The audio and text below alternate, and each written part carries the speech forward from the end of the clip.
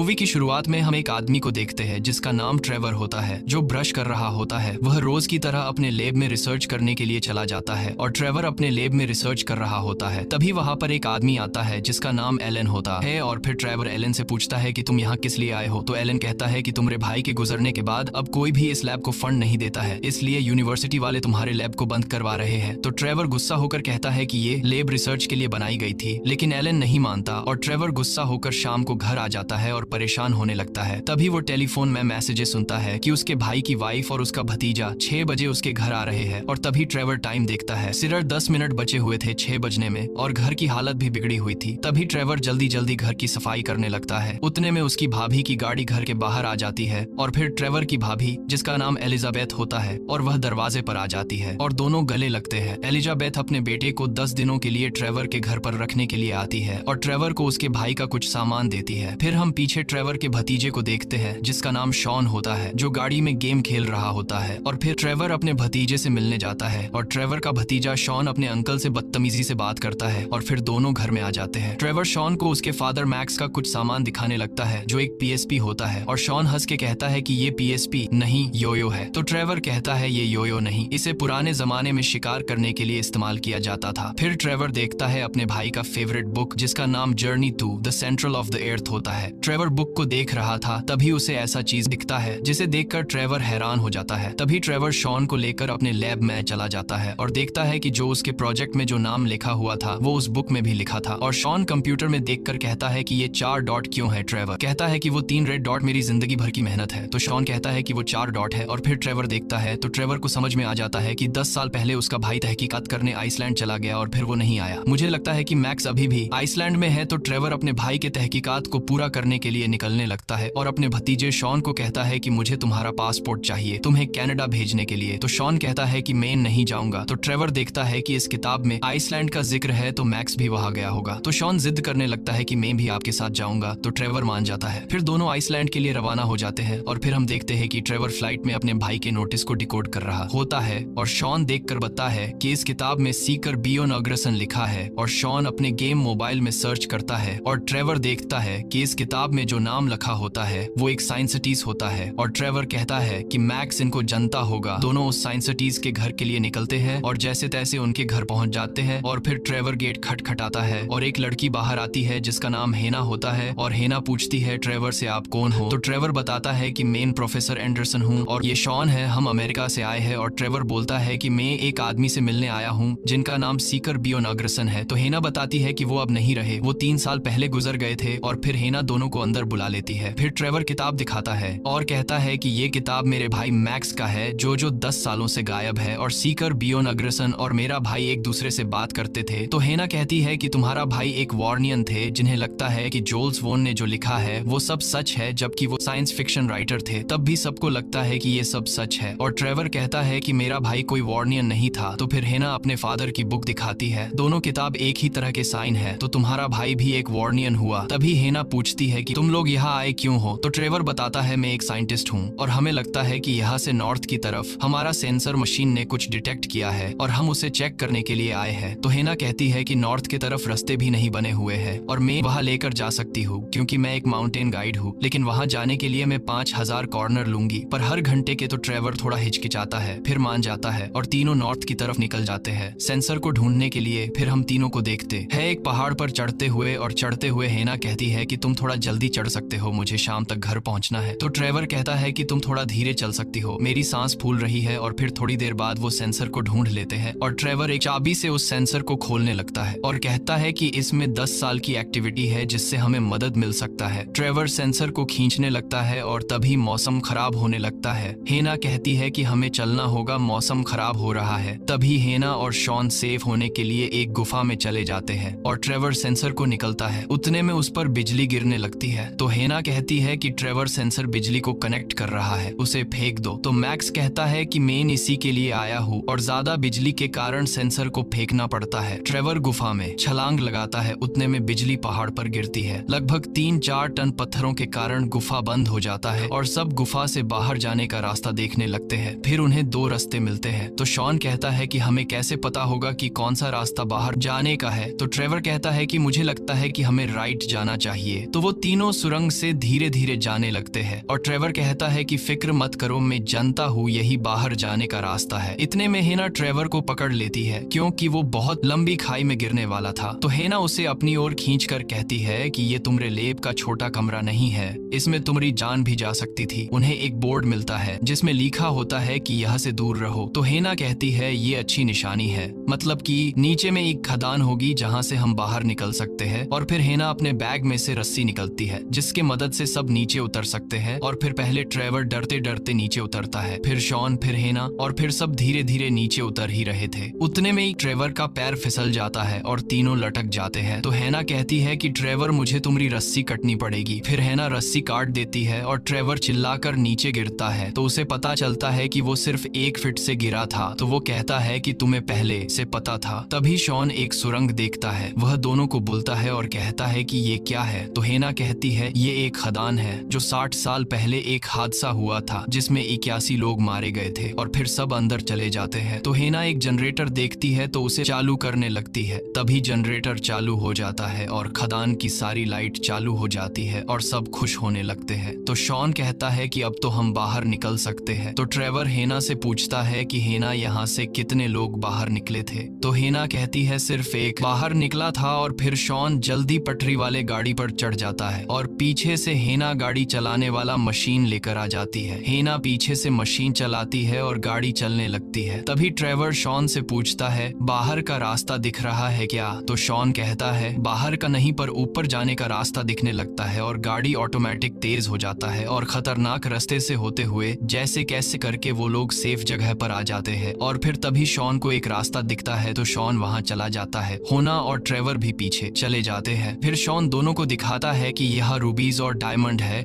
और ट्रेवर सब तरफ देखकर कहता है यह तो सच में रूबीज और डायमंड है। तभी सबको एक आवाज आती है तो ट्रेवर कहता है हिलना मत। तभी हेना छूकर देखती और कहती है कि हिलना मत क्योंकि ये मास्कोवैड है। तो शॉन पूछता है मास्कोवैड क्या है। तो हेना कहती है मास्कोवैड एक पत्थर की सबसे पतली सतह होती है। तो शॉन कहता है कितना पतला। तो ट्रेवर कहता है इतनी पतली कि इस पर जरा सा भी वजन पड़ेगा तो ये टूट जाएगा। फिर शॉन धीरे धीरे आगे बढ़ता ही है। उतने में उसके बैग से एक डायमंड गिरता है और जमीन टूट जाती है और सब नीचे गिरने लगते हैं और सब लगातार गिरते रहते हैं। लगभग हजारों मीटर नीचे पानी में जाके गिरते जाते हैं और तीनों बाहर निकलने की कोशिश करने लगते हैं। फिर ट्रेवर और शॉन बाहर निकल जाते हैं। तो ट्रेवर शॉन को कहता है कि हेना कहाँ है। तो शॉन कहता है कि लगता है वो अभी भी पानी के अंदर है। तभी ट्रेवर पानी में खुद जाता है और हेना को निकाल कर ले आता है। तीनों हंसने लगते हैं और कहते हैं हम बच गए। तो हेना ऊपर देखती है तो कहती है ये स्टार है क्या। तो ट्रेवर कहता है मुझे तो लगता है ये गुफा की छत लग रही है। तो सब उठकर देखते हैं तो शॉन कहता है ये तो चमकने वाली चिड़िया है। तो ट्रेवर कहता है ये चिड़िया तो सालों पहले विलुप्त हो गई थी। तभी सब चिड़िया एक सुरंग में चले जाते हैं। तो पीछे पीछे तीनों भी चले जाते हैं और बाहर निकलने के बाद देखते हैं पृथ्वी के नीचे की दुनिया जो बहुत खूबसूरत होती है और सब देखकर हैरान हो जाते हैं। तभी ट्रेवर चिल्लाकर कहता है कि मैक्स बिल्कुल सही था। वो दोनों इस पर यकीन करते रहे जबकि सारी दुनिया ये मानने से इनकार थी। फिर सब नीचे आकर घूमने लगते हैं और जो जो इस दुनिया में होता है उसी का जिक्र किताब में भी होता है। तो हेना कहती है कि बुक में जो भी लिखा है वो सच में है। तभी उनको पेड़ के अंदर घर दिखता है। फिर शॉन और ट्रेवर अंदर चले जाते हैं और उस रूम में देखते हैं कि कुछ सामान रखा है, यानी कि यहाँ पर कोई इंसान रहा करता था। और दूसरी तरफ हेना को एक बॉटल दिखता है जिसमें मैक्स लिखा था। तो वो मान लेती है कि यहाँ पर मैक्स भी आया था। तो हेना ट्रेवर को बुलाती है और बताती है कि मैक्स का पता चल गया, लेकिन मैक्स अब इस दुनिया में नहीं रहा। फिर ट्रेवर देखता है अपने भाई की कब्र जहाँ पर उसका भतीजा भी आ जाता है और शॉन रोते हुए कहता है कि थोड़ा वक्त मिल जाता आपको जानने का। और फिर शॉन अपने अंकल के गले लगकर रोने लगता है। फिर ट्रेवर शॉन को लेकर अपने रूम में आ जाता है और बाहर निकलने का रास्ता ढूंढने लगता है। और किताब में पढ़ते हैं कि हमें बाहर निकलने के लिए समुद्र से जाना पड़ेगा जो ऊपर की ओर बहता है। फिर हमें एक वॉल्केनो के यहाँ पर जाना पड़ेगा जहाँ पर पानी के प्रेशर से हम ऊपर उड़ेंगे जिसकी मदद से हम बाहर निकल सकते हैं। फिर ट्रेवर किताब में देखता है कि यह का तापमान 200 डिग्री तक पहुंच सकता है। तो शॉन मशीन में देखता है कि तापमान 95 हो गया था। तभी ट्रेवर कहता है हमें यहाँ से निकलने के लिए समुद्र को पार करना होगा। फिर तीनों मिलकर एक नाव बनाने लगते हैं जिससे समुद्र को पार कर पाएंगे। फिर हम देखते हैं कि नाव बनकर तैयार हो गया है और सब उस पर चढ़कर निकल जाते हैं। फिर थोड़ा दूर जाने के बाद तापमान गर्म होने के कारण मौसम खराब हो जाता है। तो शॉन पानी में देखता है कि उसे हलचल महसूस हो रही है। उतने में उसमें से फिराना मछली हमला करने करने लगता है। तभी वहाँ पर बहुत सारे मछली आ जाते हैं। फिर ट्रेवर शॉन को लकड़ी देता है, फिर उससे मछली को मारने लगता है। उतने में समुद्र से डायनासोर निकलकर मछली को खाने लगते हैं और फिर ट्रेवर नाव को तेज कर लेता है। उतने में हेना से पैराशूट का लस्सी छूट जाता है तो शॉन जाकर पकड़ लेता है। हवा इतनी तेज होती है कि पैराशूट शॉन को उड़ा कर ले जाती है और ट्रेवर उसे चाहकर भी नहीं बचा पाता। थोड़ी देर बाद हम देखते हैं कि शॉन समुद्र के किनारे पड़ा होता है और वह उठकर पानी पीने जाता है, लेकिन पानी कड़वी होने के कारण नहीं पी पाता। फिर शॉन सब तरफ ट्रेवर को आवाज लगाने लगता है, लेकिन वहाँ कोई नहीं सुनता। फिर वहीं पर चमकने वाली चिड़िया आ जाती है और चिड़िया शॉन को गुफा में ले जाती है और हम दूसरी तरफ देखते हैं कि ट्रेवर शॉन को ढूंढते हुए आवाज लगा रहा है। और फिर हेना कहती है उसका टेंशन मत लो, वो स्मार्ट लड़का है, वो हमें नदी के पास मिलेगा। और हम दूसरी तरफ देखते हैं कि शॉन चिड़िया को कहता है कि बाहर जाने का रास्ता किधर है, तो चिड़िया उसे बाहर ले जाने लगती है। तभी रास्ते में शॉन गिरता है तो उसे पता चलता है कि यहाँ पर मैग्नेटिक फील्ड ज्यादा है। तभी वो देखता है कि सब पत्थर अलग अलग होने लगता है और शॉन उसे पार करने लगता है, क्योंकि वो अगर इसे पार कर किया तो वो गुफा से बाहर निकल जाएगा। और वो कैसे ना कैसे करके उसे पार कर लेता है और बाहर निकल जाता है। फिर अपने अंकल को आवाज लगाने लगता है, तभी उसे एक आवाज सुनाई देता है जिसे सुनकर वो छुप जाता है। फिर ऊपर देखता है एक विशाल डायनासोर को, जिसे देखकर शॉन भागने लगता है और भागते भागते वो एक बड़ी सी खोपड़ी में घुस जाता है। फिर डायनासोर उसे तोड़ने लगता है। उतने में ट्रेवर वहां पर आ जाता है और ट्रेवर को पता चल जाता है कि शॉन इसी खोपड़ी के अंदर है। तो ट्रेवर खोपड़ी को तोड़ने लगता है और शॉन को वहां से बाहर निकाल लेते हैं और दोनों बच जाते हैं। फिर दोनों गाइजर की गुफा में चले जाते हैं। शॉन पानी छूकर देखता है तो पानी बहुत गर्म होती है और कहता है पानी बहुत गर्म है, हम इसे पर कैसे करेंगे। उतने में हेना नाव लेकर आ जाती है और दोनों उस पर चढ़ जाते हैं। सब जाने लगते हैं। तभी नाव बहुत तेज हो जाता है और उनकी नाव एक सुरंग में जाके फंस जाती है और तीनों नीचे देखते हैं तो उन्हें वोल्केनो दिखता है। तो शॉन कहता है कि यहाँ तो पानी होना चाहिए था ताकि उसके प्रेशर से हम ऊपर पहुंच सके। तभी ट्रेवर दीवार छूकर देखता है तो दीवार गीली होती है और ट्रेवर कहता है कि दीवार को कैसे भी तोड़ देंगे तो पानी के वजह से हम ऊपर जा सकते हैं। और दीवार को तोड़ने के लिए वो नीचे जाने लगता है और नीचे जाकर दीवार तोड़ देता है और उसमें से पानी निकलने लगता है। फिर पानी और वोल्केनो के वजह से प्रेशर बनता है, जिसकी वजह से वो ऊपर की ओर आने लगते हैं। ऊपर आते आते उन्हें एक रोशनी दिखने लगती है जो आसमान होता है और वो तेजी से जमीन की ओर गिरने लगते हैं और वो स्लाइड होते होते एक घर से टकरा जाते हैं। फिर उन्हें पता चलता है कि वह लोग इटली पहुंच गए हैं और सब खुश होने लगते हैं कि हम बच गए। उतने में उस घर का मालिक चिल्लाते हुए आता है और कहता है कि तुमने मेरा खेत और घर बर्बाद कर दिया। तो शॉन उसका भरपाई करने के लिए अपने थैली में से एक डायमंड निकाल के उसे दे देता है। फिर वो आदमी खुश हो जाता है और ट्रेवर भी खुश होकर हेना को किस कर लेता है। फिर वह अपने शहर आ जाते हैं और ट्रेवर बहुत अमीर हो जाता है कि अपने लैब को बंद ही नहीं होने देता और ट्रेवर और हेना साथ रहने लगते हैं। और ट्रेवर अपने भतीजे को एक बुक देता है जो मैक्स का एक स्पेशल लिखा हुआ बुक होता है। फिर यहीं पर मूवी खत्म हो जाता है। तो दोस्तों, अगर आपको ये वीडियो अच्छा लगा तो लाइक और सब्सक्राइब करके जरूर जाना। मिलते हैं नेक्स्ट वीडियो में, तब तक के लिए बाय।